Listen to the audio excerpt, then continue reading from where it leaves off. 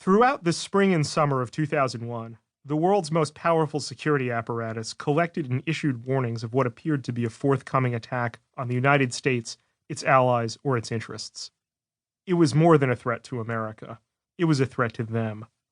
They were the stewards of American power. The CIA, the National Security Agency, the uniformed military, the FBI, and all the other intelligence and law enforcement adjuncts that made the U.S. the dominant global force of the post-Cold War era. Whatever cultural attraction, financial engine, and diplomatic architecture America offered, it was their might that guaranteed America's preeminence.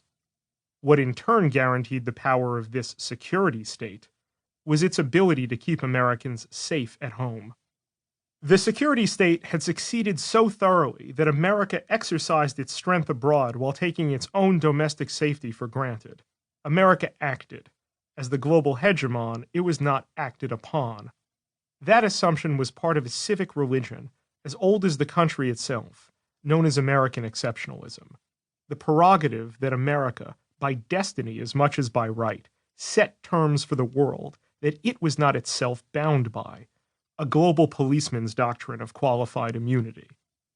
Indications of an emergency accumulated as the summer advanced. The system was blinking red, the CIA director, George Tenet, would later recall. For more than 2 years, out of public view, Tenet had considered himself at war with the enemy he was tracking, a group called Al-Qaeda. By August 6th, a briefing prepared for President George W. Bush was specifically titled, Bin Laden Determined to Strike in U.S. The CIA could not provide Bush with a date, time, or location for any potential attack, specificity it considered beyond reasonable expectations for intelligence.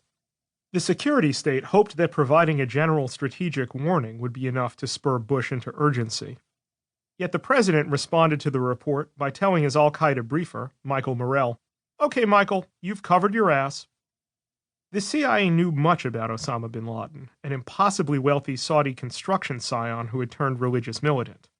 Bin Laden had declared war on the United States because, for over 7 years, America has been occupying the lands of Islam in its holiest of places, he explained in his 1998 communique. The Arabian Peninsula has never, since God made it flat, created its desert and encircled it with seas, been stormed by any forces like the Crusader armies spreading in it like locusts, eating its riches, and wiping out its plantations. Since it underwrote the world order, America was ultimately responsible for the cheapness of Muslim life worldwide, the Iraqis it starved and bombed, all those tortured and slain by America's allies in Saudi Arabia, Egypt, Jordan, Yemen, Pakistan, and beyond, and even the deaths caused by American rivals or enemies, like Chechens killed by Russians or Bosnian Muslims exterminated by Bosnian Serbs. Bin Laden's charisma obscured the conspiratorial nature of his critique. Here was a billionaire who had given up a life of opulence to defend his co-religionists against the Soviet Union and Afghanistan.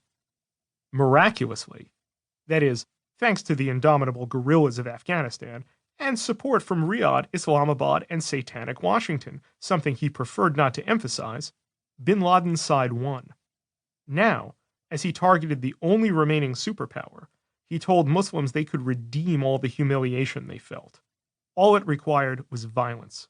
Violence that wasn't just permissible, but holy. Bin Laden sought to force America to abandon its grip on the Muslim world. Knowing by now how superpowers work, all he needed was to provoke it into unsustainable military campaigns.